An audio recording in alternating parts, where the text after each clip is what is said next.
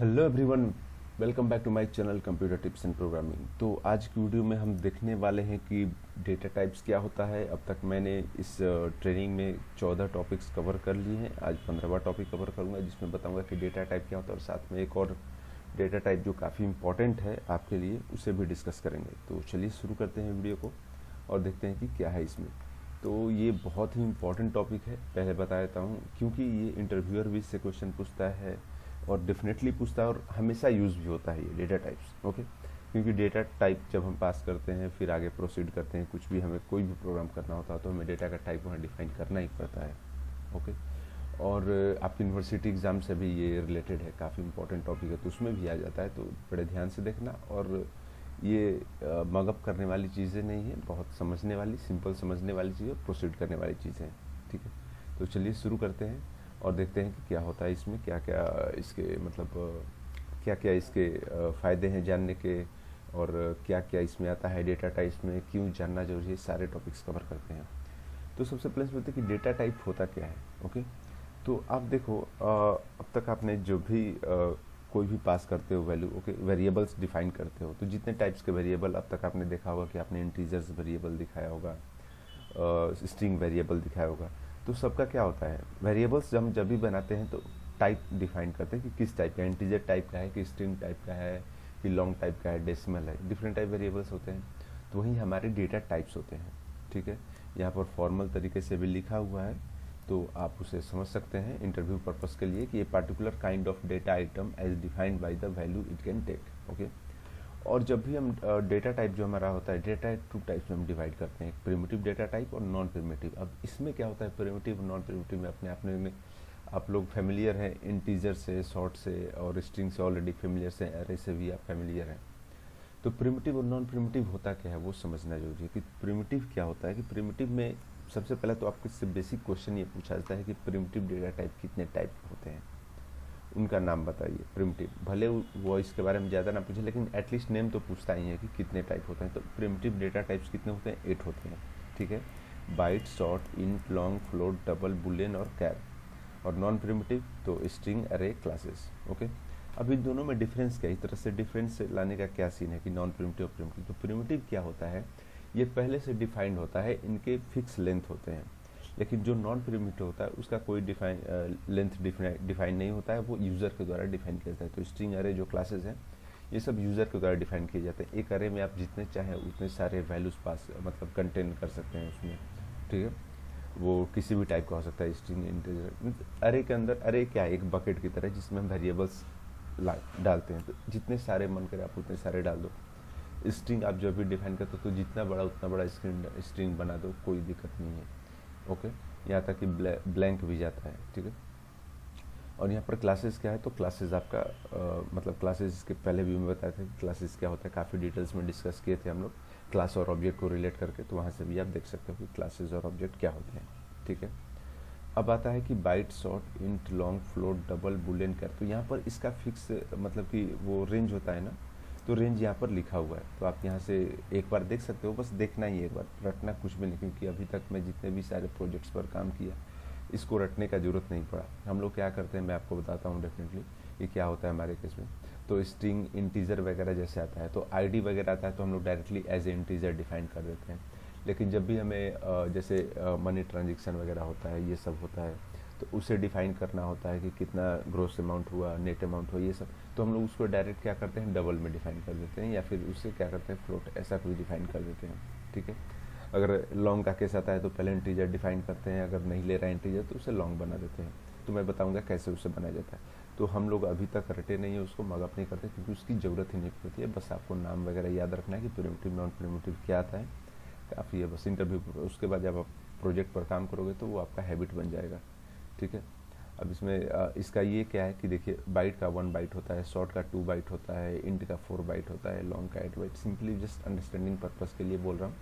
Float 4 byte, double 8 byte, boolean 1 byte और char 2 bite. अब बताइए यहाँ पर कि बाइट में, शॉर्ट में, इंट में किस टाइप के वैल्यू हम पास करते हैं, ये जानना बहुत जरूरी है। ठीक है, अब बाइट आपका आता है, तो बाइट में अगर आप यहाँ पर एक एग्जांपल दिखाऊंगा आपको, तो यहाँ पर लिखा हुआ है कि यहाँ पर कहाँ से कहाँ तक इसका रेंज है, 128 से 127 तक इसका रेंज है। तो मान लो कि अभी मैंने -12 पास किया है तो सही है, लेकिन अगर मैं -128 पास करूँगा तो भी सही है, लेकिन अगर मैं -129 पास कर दूँ तो आपको एरर दिखाएगा, क्योंकि ये आउट ऑफ रेंज आ रहा है इसके। सेम केस में अगर मैं यहाँ पर ये माइनस साइन हटा दूँ, प्लस में भी रखूँगा तो ये एरर ही देगा, क्योंकि ये इसके आउट ऑफ रेंज आ रहा है। तो क्या करूँगा, मैं इसका एक डिजिट कम करता हूँ और देखो ये यहाँ पर ये करेक्ट दिखा रहा है। तो बाइट का ये सीन होता है, ठीक है। अब शॉर्ट में क्या होता है, तो शॉर्ट में भी इसी तरह से हम इंटीजर वगैरह पास करते हैं, लेकिन इसका भी एक फिक्स लेंथ होता है, उससे बड़ा थोड़ा इंटीजर आता है, उससे भी बड़ा लॉन्ग आता है। तो ये तो ठीक है, शॉर्ट और इंटीजर में आप ऐसे करोगे, डायरेक्टली पास करोगे। अगर शॉर्ट में इस तरह का एरर दे रहा है तो आप उसे इंटीजर में डाल दो, या फिर बाइट में अगर एरर दे रहा है तो उसे शॉर्ट में डाल दो, ठीक है। लेकिन जनरली हम लोग यूज़ करते हैं इंटीजर वगैरह, ठीक है। बाइट का भी यूज़ होता है जब आप डेटा पास करते हो और दो कि नहीं मेरा एक डेटा इतने से ज़्यादा नहीं होना चाहिए, तो उसमें आप बाइट वाला कंडीशन लगा दोगे कि एक इतना ही लेंथ होना चाहिए, चाहे 1 बाइट का होना चाहिए, 2 बाइट का, जो भी आप लगाओगे। तो उस तरह से हम लगाते हैं, यूज़ करते हैं। आप प्रैक्टिकल करोगे तो आपको पता चलेगा इसके बारे में। अब जब आता है यहाँ पर लॉन्ग का, कि लॉन्ग कैसे पास करें, तो जब भी हम वैल्यूज़ पास करते हैं तो क्या करते हैं, लास्ट में एल यूज़ कर देते हैं और लॉन्ग यहाँ पर लॉन्ग टाइप रख देते हैं, ठीक है। तो मान लो कि ये कोई भी वैल्यू, रैंडम वैल्यू रखा हुआ है और वो आपको दिख रहा है, तो जब लॉन्ग आप डिफाइन करते हो तो लॉन्ग यहाँ पर लिख करके और आपको लास्ट में एल पास कर देना है। सेम फ्लोट के लिए भी होता है। फ्लोट क्या होता है, डेसिमल।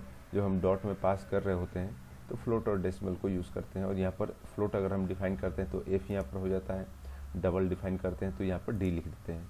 उसी तरह कैरेक्टर का होता है कि कोई एक कैरेक्टर पास होगा। अगर यहाँ पर मैं मल्टीपल कैरेक्टर वगैरह डाल दूँ तो क्या होगा, एरर थ्रो करेगा। जैसे कि सी के बगल में मैंने जी रखता हूँ तो यहाँ पर एरर थ्रो करेगा। तो यहाँ पर कोई एक ही कैरेक्टर लेगा और कैरेक्टर हमेशा सिंगल। बुलियन का आता है तो बुलियन हमेशा 2 कैरेक्टर को, 2 वैल्यूज़ को रखता है, आइदर ट्रू और फॉल्स को। यहाँ पर जैसे ट्रू रखा है मैंने, यहाँ पर अगर फॉल्स रखूँ मैं तो वो भी इसके लिए चलेगा, लेकिन यहाँ पर कुछ और रखूँ मैं, यस रखूँ तो ये इसके लिए नहीं चलेगा, एरर देगा। तो हम क्या होता है, बुलियन में या तो ट्रू या फिर फॉल्स पास कर सकते हैं। तो एक कंडीशंस आता है कि आइदर ट्रू और फॉल्स वैल्यू आपको रखना है, तो उस समय हम बुलियन का यूज़ करते हैं। और यहाँ पर हमारा स्ट्रिंग आता है, तो स्ट्रिंग में आप स्पेस भी रखते हो तो वो भी काउंट होता है। यहाँ पर कितना भी बड़ा आप स्पेस रख दो, कितना ही बड़ा स्ट्रिंग बना दो, इसका कोई फिक्स लेंथ नहीं होता है, तो इसलिए क्या होता है, नॉन प्रिमिटिव होता है। ऑलराइट, तो ये बेसिक सी जानकारी थी इसके बारे में, ठीक है। अब हम आते हैं यहाँ पर एक छोटा सा बेसिक सा प्रोग्राम है बुलियन को यूज़ करने का। वैसे तो बहुत सारे प्रोग्राम्स आपको देखने को मिलेंगे जब आप लाइव टास्क करोगे तो, लेकिन अंडरस्टैंडिंग पर्पस के लिए बस एक छोटा सा प्रोग्राम है। तो मान लो बुलियन हमने माई बुल बनाया, एक माई बुल का हमारा वेरिएबल है जिसका बुलियन टाइप है और इसका वैल्यू हमने ट्रू लिया। तो इसको प्रिंट कराने के लिए system dot out dot print and my bull रखूँगा तो मैं ट्रू आएगा। इसी तरह फॉल्स के लिए भी है हमारा। अब एक और है यहाँ पर इज़ जावा फन, हमारा एक बुलियन टाइप वेरिएबल है और इसका वैल्यू ट्रू है और इसका वैल्यू फॉल्स है। तो इसको भी हम इस तरह से प्रिंट करेंगे तो हमारा इस तरह से वैल्यू देगा। अगर हमारा इज़ जावा फन हम डालेंगे तो क्या देगा, ट्रू देगा, फॉल्स देगा। एक और यहाँ पर बेसिक सा कंडीशन है कि इंट x इक्वल टू 10 और इंट y इक्वल टू 19। अब ये हमें अगर x इज़ ग्रेटर देन 9, अगर मैं ऐसा करता हूँ तो obviously x is greater then 9 नहीं है, तो क्या जाएगा, ये इस कंडीशन में इधर आ जाएगा, ठीक है। अगर ये ट्रू जाता तो क्या होता, अगर ये परफेक्ट होता, मान लो कि यहाँ पर, तो अगर हमारा x ग्रेटर देन y होता तो क्या सीन होता, ये हमें ट्रू थ्रो करता। जैसे कि अगर मैं x यहाँ पर 100 कर दूंगा तो ये हमें ट्रू देगा। आप वैल्यू देखोगे, मैं दोनों चेंज करके दिखाऊंगा।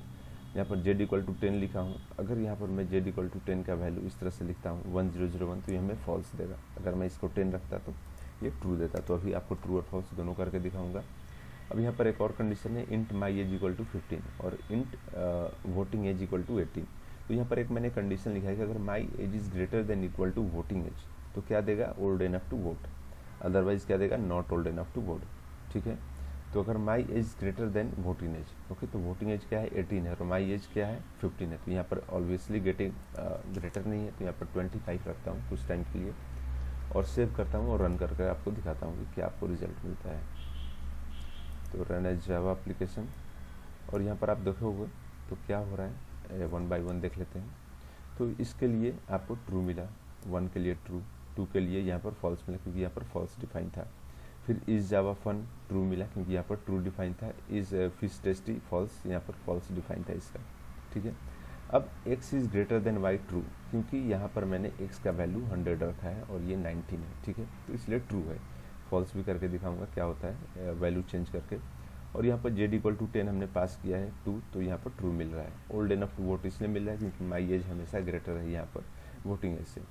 तो ये तो हमारा यहाँ तक हो गया। अब मैं करता हूँ क्या कि वैल्यूज़ चेंज करके आपको दिखाता हूँ। तो जैसे कि यहाँ पर मैं कर देता हूँ 10, ओके, इसका, और इसका कर देता हूँ मैं 100, सॉरी 1 भी चलेगा, कोई इशू नहीं।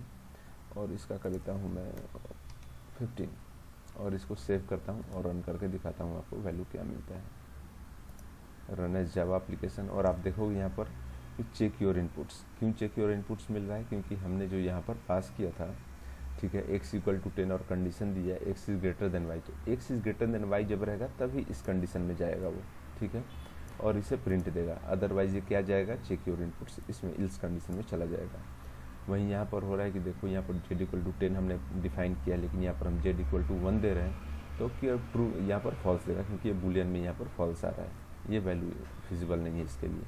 उसी तरह माई एज अगर 15 है, ठीक है, और वोटिंग एज 18 है, तो क्या देगा, ये फॉल्स है, क्योंकि इस कंडीशन को ये सेटिस्फाइड नहीं कर रहा है, तो ये क्या जाएगा, इल्स वाले कंडीशन में जाएगा, ठीक है। तो देखो not old enough to vote, पहले वाले में क्या था, ओल्ड इनफ टू वोट। तो आज के टॉपिक के लिए बस इतना ही, फिर मिलते हैं अगले वीडियो में, तब तक के लिए all the best, take care, bye bye.